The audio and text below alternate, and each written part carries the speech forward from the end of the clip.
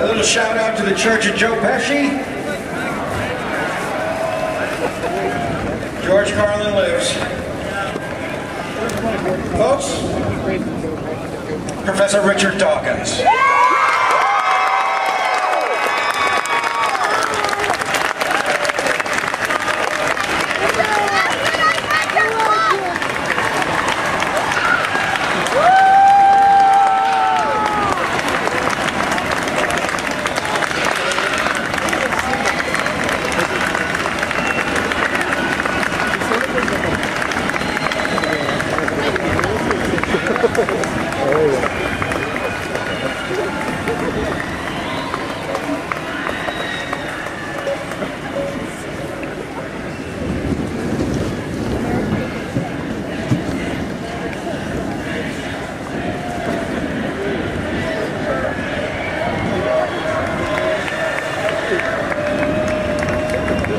What a magnificent, inspiring sight. I was expecting great things even in fine weather. In the rain, look at this. This is the most incredible sight I can remember ever seeing.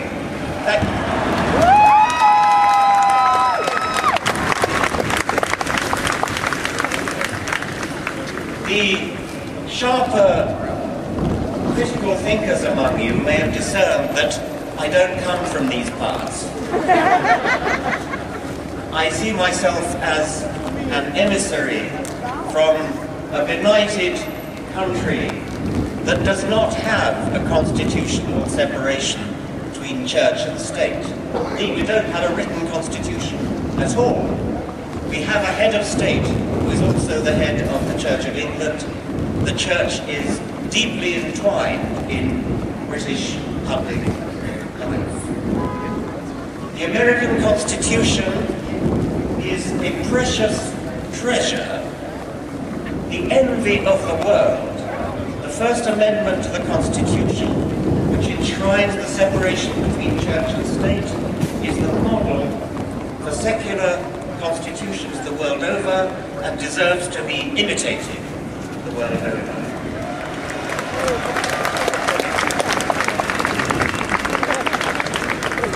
How sad it would be if, in the birthplace of secular constitutions, the very principle of a secular constitution were to be betrayed in a theocracy. And it's come close to that. How could anyone rally against reason? How is it necessary to have a rally for reason? Reason means basing your life on evidence and on logic, which is how you deduce the consequences of evidence. In 100 years' time, it seems to be inconceivable that anybody could want to have a rally for reason. By that time, we'll either have blown ourselves up, or we'll have become so civilized that we no longer need it.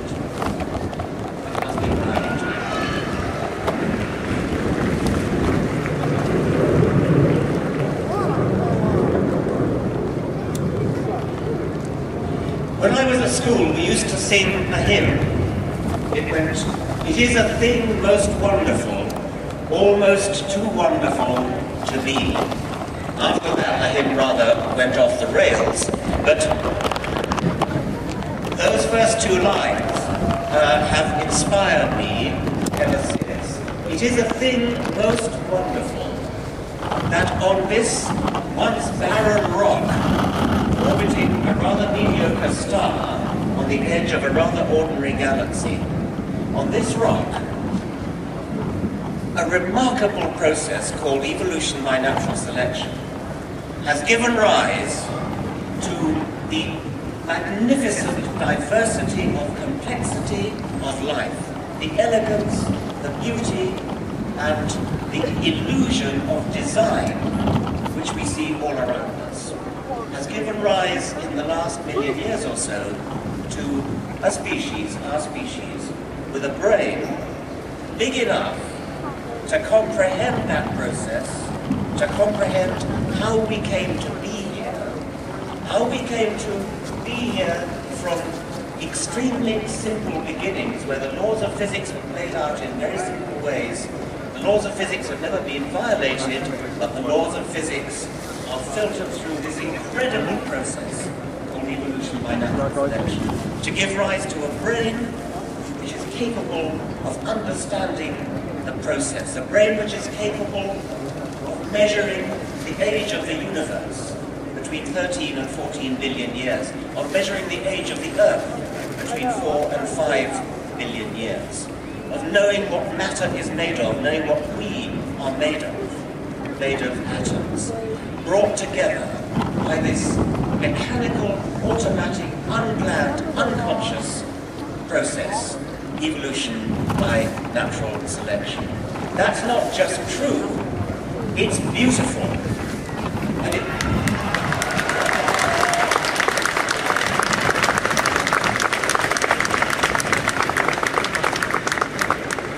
it's beautiful because it's true, and it's almost too good to be true. How is it conceivable that the laws of physics should conspire together without guidance, without direction, without any intelligence to bring us into the world?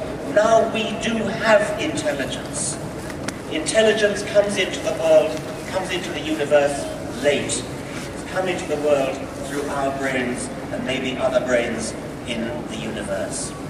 Now, at last, finally, after 4 billion years of evolution, we have the opportunity to bring some intelligent design into the world.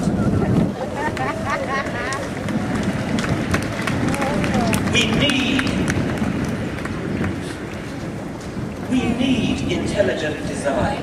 We need to intelligently design our morals, our ethics, our politics, our society. We need to intelligently design the way we run our lives, not look back to scrolls. I was going to say ancient scrolls. They're not even very ancient. About 800 BC, the book of Genesis was written. I am often accused of expressing contempt and despising religious people. I don't despise religious people, I despise what they stand for.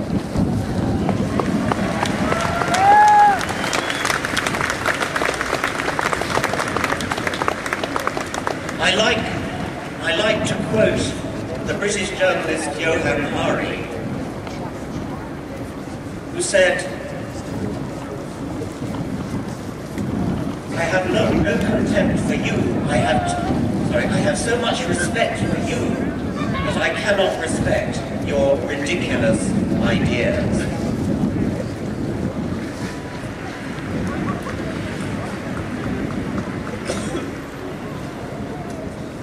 The electromagnetic spectrum runs all the way from extremely long wave, radio wave end of the spectrum to gamma rays at the very short wave end of the spectrum.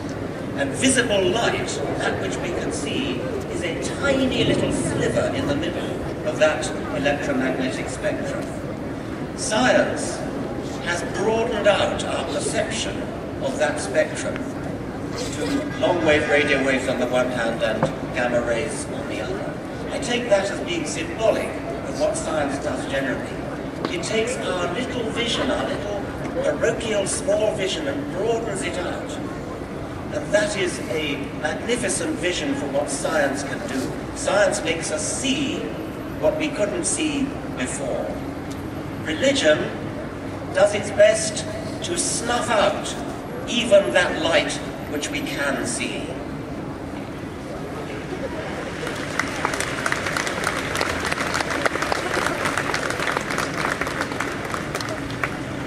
So we're here to stand up for reason, to stand up for science, to stand up for logic, to stand up for the beauty of reality and the beauty of the fact that we can understand reality.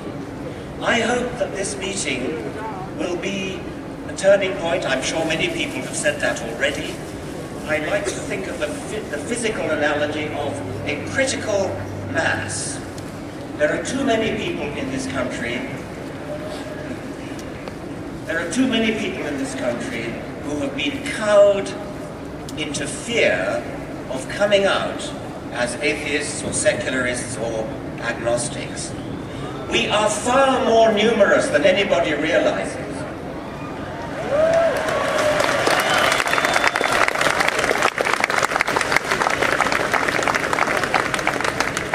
We are approaching a tipping point. We're approaching that critical mass where the number of people who have come out becomes so great that suddenly everybody will realize, I can come out too. And that moment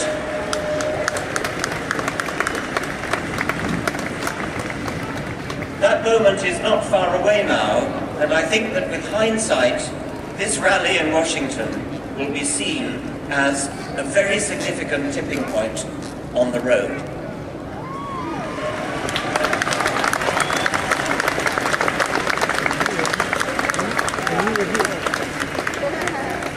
And I would particularly appeal to my scientific colleagues, most of whom are atheists.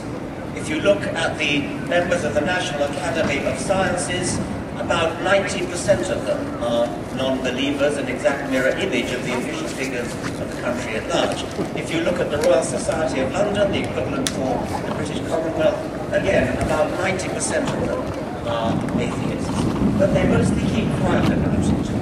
They're not ashamed of it, they just can't be bothered to come out and express what they feel. They think religion is just simply boring and they're not going to bother to even stand up and oppose it. They need to come out. Religion is an important phenomenon. 40% at least of the American population, according to opinion polls, think that the world, the universe indeed, is less than 10,000 years old. That's not just an error, that's a preposterous error.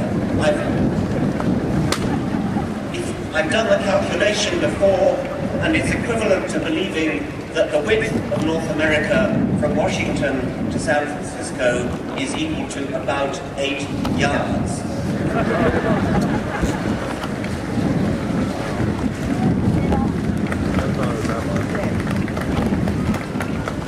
I don't know that I believe that 40% figure. It stands up, it's been apparently so for about since the 1980s. But what I want to suggest you do when you meet somebody who claims to be religious, ask them what they really believe. If you meet somebody who says he's Catholic, for example, say, what do you mean? Do you just mean you were baptized Catholic? Because I'm not impressed by that. We just ran a poll, my foundation in Britain just ran a poll in Britain in which we took those people who had ticked the Christian box in the census, and by the way, that figure has come down dramatically. We just took the people who ticked the Christian box, and we asked them, why did you tick the Christian box? And the most popular answer to that question was, oh, well, I like to think of myself as a good person. Well, we all like to think of ourselves as good people.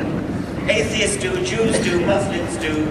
So when you meet somebody who claims to be Christian, ask him, what do you really believe? And I think you'll find that in many cases, they give you an answer which is no more convincing than that I like to be a good person. By the way, when we went on to ask a specific question of these, only 54%, what do you do when you're faced with a moral dilemma? Where do you turn? Only 10% turned to their religion when trying to solve a moral question. Only 10%. The majority of them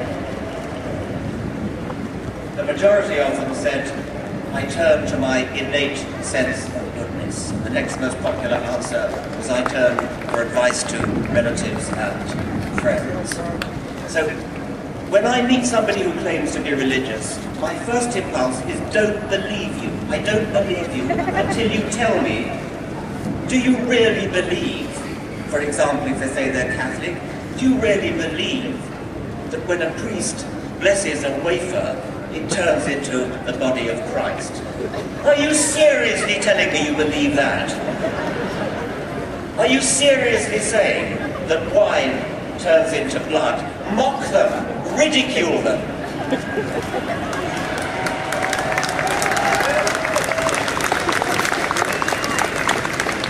In public. Don't fall for the convention that we're all too polite to talk about religion. Religion is not off the table. Religion is not off limits. Religion makes specific claims about the universe which need to be substantiated and need to be challenged and, if necessary, need to be ridiculed with contempt.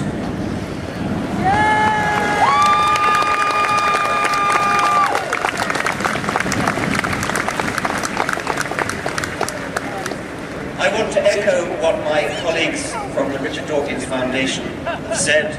I am an outsider, but we're well-staffed in America, and we're going to spread the word along with our colleagues in other organizations throughout the length and breadth of this land which is the fountainhead, the birthplace of secularism in the world. And as I said before, don't let that tradition down. Thank you very much.